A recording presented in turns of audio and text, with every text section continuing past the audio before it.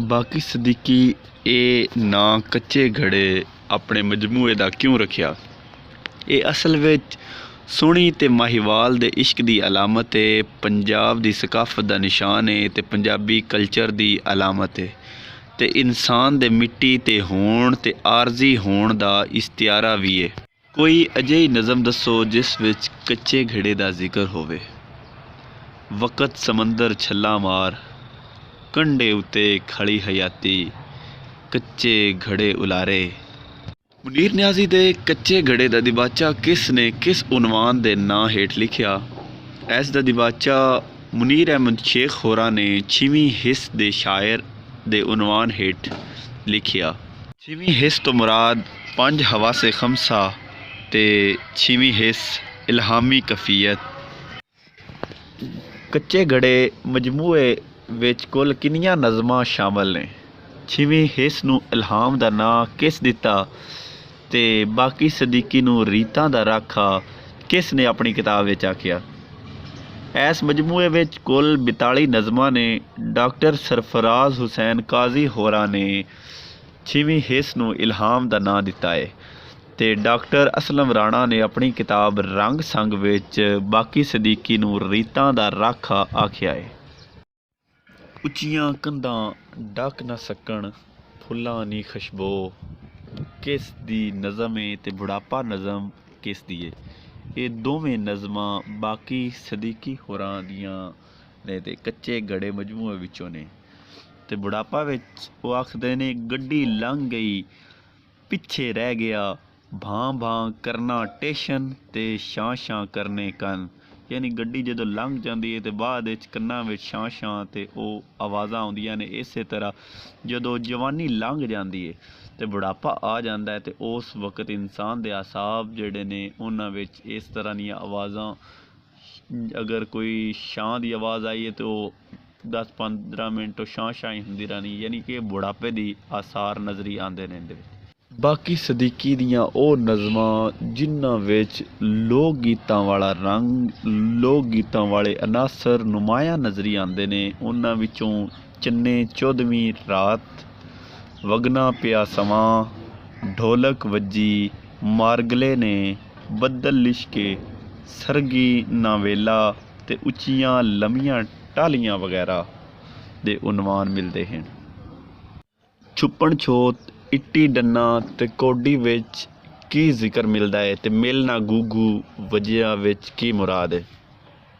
पहलियां नज़मां छुपन छोत, इट्टी डन्ना ते कोडी विच लोक खेडां दा जिक्र मिलता है ते मिलना गूगू वजिया विच हेठले तबके दे रोटी कमाण दा चक्कर विखाली दिंदा है, यानी मजदूर तबके दे रोटी कमाण दा। प्यार ने वैन नज़म किस दी तर्जमानी करदी है?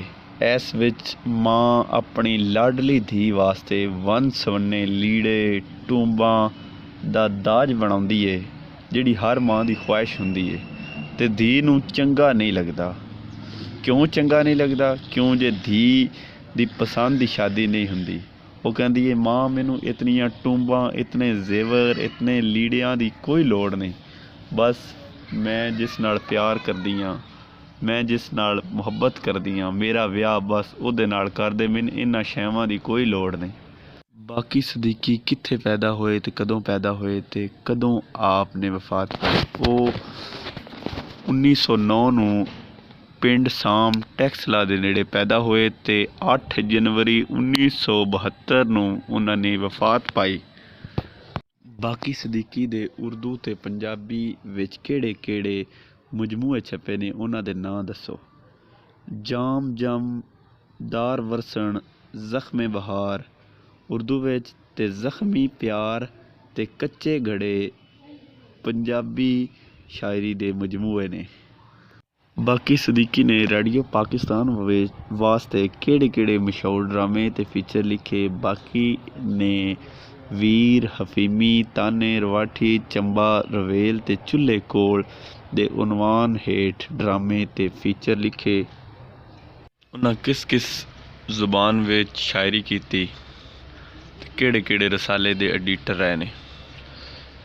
उन्हां उर्दू तो इलावा पंजाबी दे पोटोहारी लहजे विच शायरी कीती है ते रसाला राहो मंज़ल दे एडिटर भी रह रावलपिंडी विच 1947 विच। नज़म वड्डे लोक विच बाकी सदीकी होरां की मुराद लिया है। गन्ने दे भोग नूं अलामत बना के वड्डे लोकां दी मुनाफकत बयान कीती है इस नज़म विच। बाकी सदीकी ने अपने अलामती निज़ाम विच बूटे परनाले जुग्गी ते महल नूं किस लई वरत्या है। बूटे तो मुराद उन्हां ने बंदे लए ने ते परनाले तो मुराद जुल्म ते जुग्गी तो मुराद गुरबत ते महल तो मुराद संग दिल टोले दी अलामत वास्ते वरत्या है।